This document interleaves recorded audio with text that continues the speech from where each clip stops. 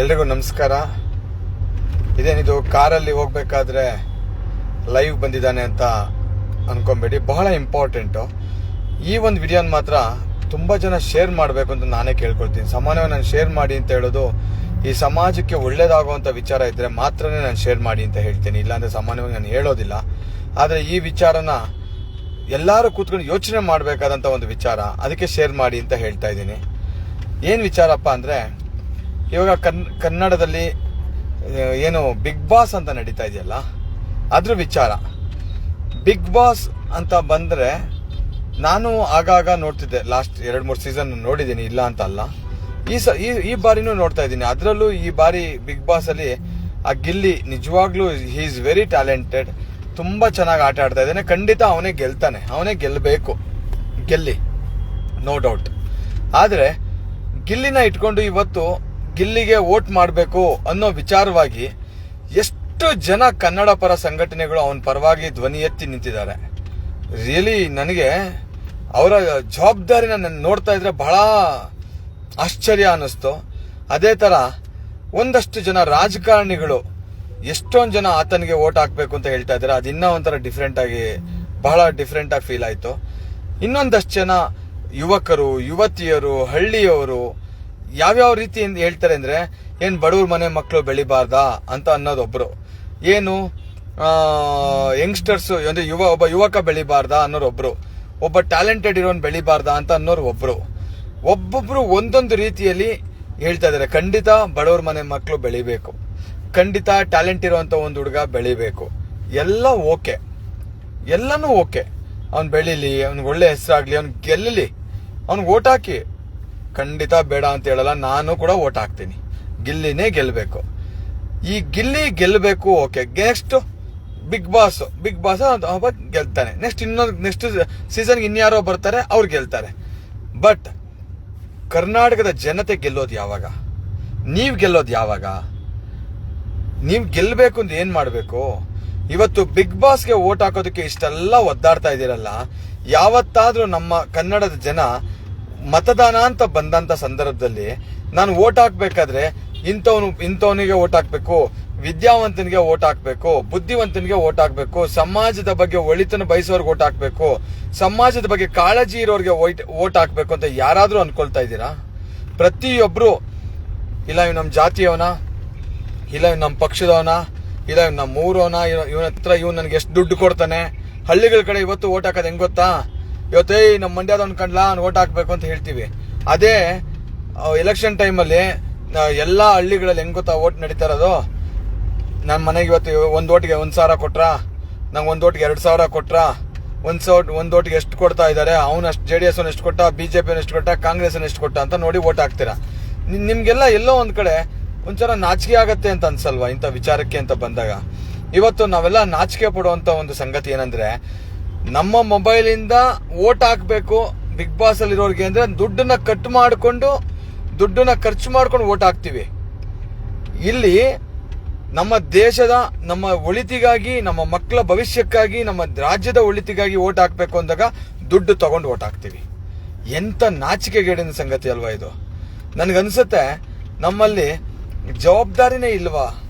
ಇವತ್ತು ಒಬ್ಬ ಮತದಾನ ಅಂತ ಬಂದಾಗ ಎಲ್ಲಿಯವರೆಗೆ ನಿಮ್ಗೆ ಈ ಬಿಗ್ ಬಾಸ್ಗೆ ವೋಟ್ ಹಾಕೋದಕ್ಕೋಸ್ಕರ ಇಷ್ಟೊಂದು ಒದ್ದಾಡ್ತಾ ಇದ್ದೀರಲ್ಲ, ಎಮೋಷನಲಿ ಅಬ್ಬಾ ಗಿಲ್ಲಿ ಗೆಲ್ಲಬೇಕು, ಅಶ್ವಿನಿ ಗೌಡ ಸೋಲ್ಬೇಕು ಅಂತ ಅಯ್ಯೋ ಒಂದಷ್ಟು ಜನ, ಅಶ್ವಿನಿ ಗೌಡ ಮೇಲೆ ಬೈಯೋದೊಂದಷ್ಟು ಜನ.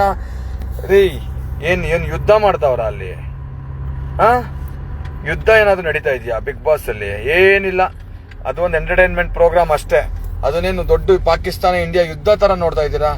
ಏನು ಯಾವ್ದಾನ ಒಂದು ಇದ್ರಲ್ಲಿ ಯಾವ್ದಕ್ಕ ಒಂದು ಮಿಷನರೀಸ್ ಏನಾದ್ರು ನಮ್ಮ ಯಾವ್ದೋ ದೇಶದ ಏನೊಂದು ವಾರ್ ನಡೀತಲ್ಲ, ಆ ವಾರಿಗೆ ಸಂಬಂಧಪಟ್ಟಂಗೇನೋ ನಾವು ಮಾಡ್ತೀವಲ್ಲ, ಬಹಳ ಏನ್ ಎಮೋಷನಲಿ ಕನೆಕ್ಟ್ ಆಗಿರ್ತೀವಲ್ಲ, ಹಂಗೆ ಅಯ್ಯೋ ಒಬ್ಬ ಆ ಡಿಸ್ಟಿಕ್ನು ಒಬ್ಬ ಹಳ್ಳಿ ಹುಡುಗ ಗೆಲ್ಲಬೇಕು ಅಂತ ಒಬ್ಬ ಅಂತಾನೆ, ಒಬ್ಬ ನಮ್ಮ ಮಂಡ್ಯದ ಕಂಡ್ಲಾ, ಮಳವಳ್ಳಿ ಕಂಡ್ಲಾ, ಏನ್ ಮಳವಳ್ಳಿಯರು ಅಥವಾ ಮಂಡ್ಯದವನು ಅಲ್ಲ. ಮೊದಲನೇದಾಗಿ ನಾವು ಒಬ್ಬ ಕನ್ನಡಿಗ, ಅವ್ನ್ ವೋಟ್ ಹಾಕ್ಬೇಕು, ಅವ್ನು ಬಹಳ ಟ್ಯಾಲೆಂಟೆಡ್ ಇದ್ದಾನೆ, ನೋ ಡೌಟ್. ಆದ್ರೆ ಇವತ್ತು ಯಾರೆಲ್ಲ ಗಿಲ್ಲಿಗೆ ನಾನು ವೋಟ್ ಹಾಕ್ಬೇಕು, ಇವತ್ತು ನಾನು ನೋಡ್ತಾ ಇದ್ದೆ 37,000 ವೋಟ್ ಬಿದ್ದಿದೆಯಂತೆ.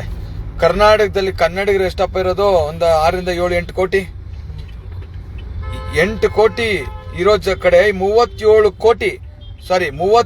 ಕೋಟಿ ಓಟು ಬಿದ್ದಿದೆಯಂತೆ ಬಿಗ್ ಬಾಸ್. ನನಗೆ ಆಶ್ಚರ್ಯ ಆಗಿದ್ದೇನೆಂದ್ರೆ ಇರೋದು 8 ಕೋಟಿ ಜನ, ಅದೇನೋ 99 ಓಟೋ ಏನೋ ಒಬ್ಬ ವ್ಯಕ್ತಿ ಹಾಕ್ಬೋದು ಅಂತ ಏನೋ ಸಿಕ್ಕಿದ ತಕ್ಷಣ ನಿಮ್ಗೆ ಎಷ್ಟು ಲೀಜರ್ಲಿ ಕೂತ್ಕೊಂಡು ಓಟ್ಗಳು ಹಾಕಿದ್ದೀರಾ ಅಂದ್ರೆ ಇದು ನೋಡಿದ್ರೆ ಗೊತ್ತಾಗತ್ತೆ.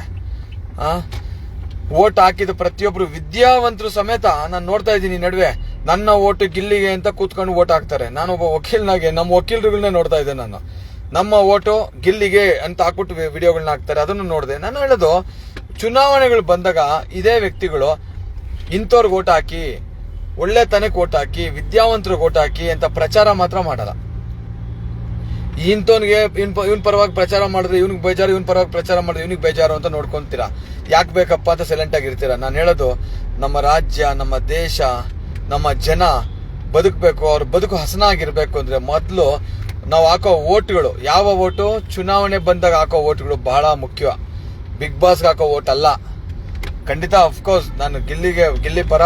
ನಾನು ಬೇಕಾರೆ ನಾನು ಫ್ರೀ ಆಗಿದ್ದಾಗ ನಾನು ಆಲ್ರೆಡಿ ಅವನಿಗೆ ನಾವು ಓಟ್ ಹಾಕ್ರಪ್ಪ ನಮ್ಮ ಹುಡುಗರಿಗೂ ಹೇಳಿದ್ದೀನಿ, ಓಟ್ ಹಾಕ್ತಾನೆ. ಯಾಕಂದ್ರೆ ಟ್ಯಾಲೆಂಟ್ ಇರುವಂತವ್ರು ಬೆಳಿಬೇಕು, ಗೆಲ್ಲಬೇಕು, ಅದು ನೋ ಡೌಟ್. ಅವ್ನಿಗೆ ಈಸ್ ಹ್ಯಾವಿಂಗ್ ಎ ಟ್ಯಾಲೆಂಟ್, ಅವ್ನು ಗೆಲ್ಲಿ, ಅವನು ಖಂಡಿತ ಹೌದು ಬಡವ್ರ ಮನೆ ಮಗ, ಗೆಲ್ಲಿ. ಆದ್ರೆ ಅದೆಲ್ಲ ಒಂದು ಪಾರ್ಟು. ಇವತ್ತು ಬಿಗ್ ಬಾಸ್ ಅಲ್ಲಿ ನೋಡ್ಬೇಕಾದ್ರೆ ಬಿಗ್ ಬಾಸ್ ಮೇಲೆ ಇರ್ತಕ್ಕಂಥ ತಮ್ಮ ಮುತುವರ್ಜಿ, ಕಾಳಜಿ ಈ ರಾಜ್ಯದ ಮೇಲೆ, ಕರ್ನಾಟಕದ ಮೇಲೆ ಯಾಕಿಲ್ಲ ನಿಮ್ಗೆ? ಇದೇ ನನ್ನ ಎಲ್ಲ ಜನರಲ್ಲಿ ನನ್ನ ಪ್ರಶ್ನೆ ಇದೆ. ನಿಮ್ಗೆ ದಯವಿಟ್ಟು ಇನ್ನು ಮುಂದೆ ಈ ಬಿಗ್ ಬಾಸ್ ಇವತ್ತು ಏನ್ ಗಿಲ್ಲಿಗೆ ಓಟ್ ಹಾಕ್ಬೇಕು ಅಂತ ತಾವೆಲ್ಲ ಯೋಚನೆ ಮಾಡಿದ್ರಿ, ಅದಕ್ಕಿಂತ 100 ಪಟ್ಟು ಕಾಳಜಿ ಈ ರಾಜ್ಯದ ಮೇಲೆ ಇರ್ಲಿ. ಭವಿಷ್ಯದಲ್ಲಿ ನೀವೆಲ್ಲ ಮತ ಕೊಡಬೇಕಾದ್ರೆ ಒಳ್ಳೆ ವ್ಯಕ್ತಿಗಳನ್ನ ಗೆಲ್ಲಿಸ್ಬೇಕು, ಇಲ್ಲ ಅಂದ್ರೆ ನಿಮ್ ಬದುಕೆಲ್ಲ ಬಡ್ಕೊಂಡ್ ಸಾಯಂಗಾಗತ್ತೆ. ಇದನ್ನ ಯೋಚನೆ ಮಾಡಿ. ಇವತ್ತು ಸಂಘಟನೆಗಳವರು, ನೀವು ಸಂಘಟನೆಯವರೆಲ್ಲ ಇಷ್ಟೆಲ್ಲ ಬಾಯಿ ಬಡ್ಕೊಂತ ಇದೀರಲ್ಲ, ಅವ್ನಿಗೆ ಓಟ್ ಹಾಕಿ, ಗಿಲ್ಲಿಗೆ ಓಟ್ ಹಾಕ್ಬೇಕು, ಇವ್ನಿಗೆ ಹಾಕ್ಬೇಕು, ಅವ್ನಿಗೆ ಹಾಕ್ಬೇಕು. ನಾನು ಇನ್ನ ನೋಡಿದೆ ಎಷ್ಟೊಂದು ಜನ ನಮ್ಮ ಕನ್ನಡ ಪರ ಸಂಘಟನೆಗಳವರು ಗಿಲ್ಲಿಗೆ ಹಾಕ್ಬೇಕು ಅಂತ ಒಬ್ಬ ಬ್ಯಾನರ್ ಹಾಕ್ತಾನೆ, ಅಶ್ವಿನಿ ಗೌಡಗೆ ಹಾಕ್ಬೇಕು ಅಂತ ಒಬ್ಬ ಬ್ಯಾನರ್ ಹಾಕ್ತಾನೆ. ರೀ, ನಿಮ್ ಜವಾಬ್ದಾರಿ ಬಿಗ್ ಬಾಸ್ ಅಲ್ಲಿ ಇರೋರು ಅಲ್ಲ ರೀ, ಕನ್ನಡ ಪರ ಸಂಘಟನೆ. ನಾನು ಒಬ್ಬ ಕನ್ನಡ ಪರ ಸಂಘಟನೆಯಲ್ಲೇ ನಾನು ಇದ್ದೀನಿ. ಏನ್ ಮಾಡ್ತಾ ಇದ್ದೀರಾ ನೀವೆಲ್ಲ? ಕನ್ನಡ ಪರ ಹೋರಾಟದ ಬಗ್ಗೆ ವಿಚಾರ. ಹೌದು, ಅಶ್ವಿನಿ ಗೌಡ ಕನ್ನಡ ಪರ ಹೋರಾಟಗಾರರು, ಅವ್ರಿಗೆ ನಾವು ಸಹಕಾರ ಕೊಡಬೇಕು, ದಟ್ ಇಸ್ ನೋ ಡೌಟ್. ಅವ್ರಿಗೂ ಓಟ್ ಹಾಕೋಣ. ಆಮೇಲೆ ಟ್ಯಾಲೆಂಟ್ ಈಸ್ ಡಿಫ್ರೆಂಟ್. ಟ್ಯಾಲೆಂಟು ನಾನು ಯಾರಿಗೂ ಇಲ್ಲಿ ತೆಗಳ್ತಾ ಇಲ್ಲ. ನಾನು ಹೇಳ್ತಾ ಇರೋದು, ಅಶ್ವಿನಿ ಗೌಡಗೆ ಹಾಕೋರು ಅಶ್ವಿನಿ ಗೌಡಗೆ ಹಾಕಿ, ಗಿಲ್ಲಿಗೆ ಹಾಕೋರು ಗಿಲ್ಲಿಗೆ ಹಾಕಿ. ಹೆಂಗಾಗೋಗಿದೆ ಅಂದ್ರೆ ದ್ವೇಷ ಹುಟ್ಟಾಗ್ತಾ ಇದೆ ಇಲ್ಲಿ. ಗಿಲ್ಲಿ ಕಡೆಗೆ ಒಂದಷ್ಟು ಸಂಘಟನೆಗಳು, ಅಶ್ವಿನಿ ಗೌಡಗೆ ಒಂದಷ್ಟು ಸಂಘಟನೆಗಳು. ಏನಿದು? ಏನ್ ಮಾಡಕ್ ಹೊರಟಿದ್ದೀರಾ ನೀವು? ಜವಾಬ್ದಾರಿತವಾಗಿ ನಡ್ಕೊಬೇಕಾದ ನೀವುಗಳೇ ಈ ರೀತಿ ಮಾಡ್ತಾ ಇದ್ದೀರಲ್ಲ, ಖಂಡಿತ ತಪ್ಪು. ಒಂದು. ಎರಡನೇದು, ಇವತ್ತು ನೀವಿಷ್ಟೆಲ್ಲ ಮಾತಾಡ್ತಾ ಇದ್ದೀರಲ್ಲ, ನೀವೆಲ್ಲ ಏನ್ ಮಾಡ್ಬೇಕು ಅಂದ್ರೆ ಅವೇರ್ನೆಸ್ ಪ್ರೋಗ್ರಾಮ್ಗಳು, ಚುನಾವಣೆ ಬಂದಂತ ಸಂದರ್ಭದಲ್ಲಿ ಯಾರಿಗೆ ಮತ ಕೊಡ್ಬೇಕು, ಯಾರನ್ನ ಗೆಲ್ಲಿಸ್ಬೇಕು ಅನ್ನೋ ವಿಚಾರವಾಗಿ ಅವೇರ್ನೆಸ್ ಪ್ರೋಗ್ರಾಮ್ಗಳು ಮಾಡಿ, ಈ ತರ ಧ್ವನಿ ಎತ್ತಿ ಹೋರಾಟಗಳು ಮಾಡಿ, ಬ್ಯಾನರ್ಗಳನ್ನ ಹಾಕಿ ಮತ್ತೊಂದು ಮಾಡಿ, ಪರ್ಮಿಷನ್, ಎಲೆಕ್ಷನ್ ಕಮಿಷನ್ ಹತ್ರ ಪರ್ಮಿಷನ್ ತಗೊಂಡು ಅದಕ್ಕೆ ಆದ ಸಂಬಂಧಪಟ್ಟಂತ ಕಾರ್ಯಕ್ರಮಗಳನ್ನ ಮಾಡಿ. ಅದನ್ನ ಬಿಟ್ಬಿಟ್ಟು ಇದು ಯಾವ್ದೋ ಬಿಗ್ ಬಾಸ್ ವಿಚಾರದಲ್ಲಿ ಏನ್ರಿ ಇದು? ಬರೋದೇನೋ 50 ಲಕ್ಷ ಬಹುಮಾನ ಬರ್ಬೋದು, ಯಾರೋ ಗೆದ್ದವ್ರಿಗೆ ಬರ್ತೈತೆ, ಕರ್ನಾಟಕ ರಾಜ್ಯಕ್ಕೆ ಬರುತ್ತೆ. ಆಯ್ತು, ಗಿಲ್ಲಿ ಗೆಲ್ತಾರೋ, ಗೆಲ್ಲಿ ಅಶ್ವಿನಿ ಗೆಲ್ತಾರ, ಗೆಲ್ಲಿ, ಯಾರೋ ಒಬ್ರು ಗೆಲ್ಲಿ. ಅದಕ್ಕೆ ಏನ್ ಇಷ್ಟೊಂದು ಕೂಗಾಟ, ಕಿರ್ಚಾಟ, ಚೀರಾಟ? ಟ್ಯಾಲೆಂಟ್ ಇರೋರು ಗೆಲ್ತಾರೆ, ಜನಕ್ಕೆ ಯಾರು ಎಂಟರ್ಟೈನ್ ಮಾಡಿರ್ತಾರೋ ಅವ್ರು ಗೆಲ್ತಾರೆ. ಆದ್ರೆ ಇಷ್ಟೇ ಕಾಳಜಿ ನಿಮ್ಗೆ ಚುನಾವಣೆಗಳು ಬಂದಂತ ಸಂದರ್ಭದಲ್ಲೂ ಇರಬೇಕು ಅನ್ನೋದಕ್ಕೋಸ್ಕರ ಈ ಲೈವ್ ಮಾಡಿದ್ದೀನಿ. ಇದು ಒಂದಷ್ಟು ಜನಕ್ಕೆ ತಲುಪಬೇಕು, ಆಯ್ತಾ? ನನ್ನ ಪ್ರಕಾರ ಇದು ತಲುಪಬೇಕು. ಯಾಕಂದ್ರೆ ಇವತ್ತು ನನಗೆ ನಗಬೇಕಾ ಅಳಬೇಕಾ? ನಮ್ಮ ಜನ ಯಾವ ದಿಕ್ಕಲ್ಲಿ ಹೋಗ್ತಾ ಇದ್ದಾರೆ? ಸಾಮಾಜಿಕ ಜಾಲತಾಣನ ಒಂದು ಕಡೆ ದುರುಪಯೋಗ ಪಡಿಸ್ಕೊಳ್ಳೋದು ಒಂದು ಕಡೆ ಆದರೆ, ಈ ಕಾರ್ಯಕ್ರಮಗಳನ್ನ ಇನ್ನೊಂಥರ. ಅಫ್ಕೋರ್ಸ್ ಕನ್ನಡ ಉಳಿಬೇಕು, ಕನ್ನಡ ಬೆಳಿಬೇಕು, ಕನ್ನಡನೇ ಕರ್ನಾಟಕದಲ್ಲಿ ಕನ್ನಡಿಗನೇ ಸಾರ್ವಭೌಮ, ಅವೆಲ್ಲ ನಮಗೂ ಇದೆ. ನಾವು ಕನ್ನಡ ಪರ ಹೋರಾಟಗಾರರೇ. ಆದ್ರೆ ನೀವು ಇದೇ ಬಿಗ್ ಬಾಸ್ಗೆ ಇವತ್ತು ಗಿಲ್ಲಿಗೆ ಓಟ್ ಹಾಕ್ಬೇಕು, ಅಶ್ವಿನಿಗೆ ಓಟ್ ಹಾಕ್ಬೇಕು ಅಂತ ನೀವೇನು ಹೋರಾಟಗಳು ಮಾಡ್ತಾ ಇದ್ದೀರಾ, ಹೋರಾಟಗಾರರು ಇರ್ಬೋದು, ಜನಸಾಮಾನ್ಯರಿರ್ಬೋದು, ಭವಿಷ್ಯದಲ್ಲಿ ಬರ್ತಕ್ಕಂಥ ಚುನಾವಣೆಯಲ್ಲಿ ಒಳ್ಳೆ ಇಂಥವ್ರಿಗೆ ಓಟ್ ಮಾಡಿ, ಹೀಗೆ ಮಾಡಿ ಅಂತ ವಿದ್ಯಾವಂತರೆಲ್ಲ ಒಂದು ಅವಿದ್ಯಾವಂತರವ್ರಿಗೆ ಅಥವಾ ಅದ್ರ ಬಗ್ಗೆ ಜಾಸ್ತಿ ನಾಲೆಡ್ಜ್ ಇಲ್ದಿರುವಂತವ್ರಿಗೆ ಎಜುಕೇಟ್ ಮಾಡಿ ಅಂತವ್ರಿಗೆ ಓಟ್ ಹಾಕ್ಸೋದ್ರ ಕಡೆ ಗಮನ ಕೊಟ್ಟು ನಮ್ಮ ರಾಜ್ಯವನ್ನು ಸರಿಯಾದ ದಿಕ್ಕಲ್ಲಿ ನಡೆಸೋದಕ್ಕೆ ನೀವೆಲ್ಲ ಕೆಲಸ ಮಾಡಬೇಕು ಅಂತ ಈ ಲೈವ್ ಮುಖಾಂತರ ಕೇಳ್ಕೊಳ್ತೀನಿ. ಇದನ್ನ ಒಂದಷ್ಟು ಜನಕ್ಕೆ ಶೇರ್ ಮಾಡಿ ಅಂತ ಕೂಡ ಕೇಳ್ಕೊಳ್ತೀನಿ. Thank you. ಹೆಚ್ಚಿನ ವಿಡಿಯೋಗಳಿಗೆ ಪ್ರತಿಧ್ವನಿ ಯೂಟ್ಯೂಬ್ ಚಾನೆಲ್ ಸಬ್ಸ್ಕ್ರೈಬ್ ಮಾಡಿ, ಬೆಲ್ ಐಕಾನ್ ಕ್ಲಿಕ್ ಮಾಡಿ.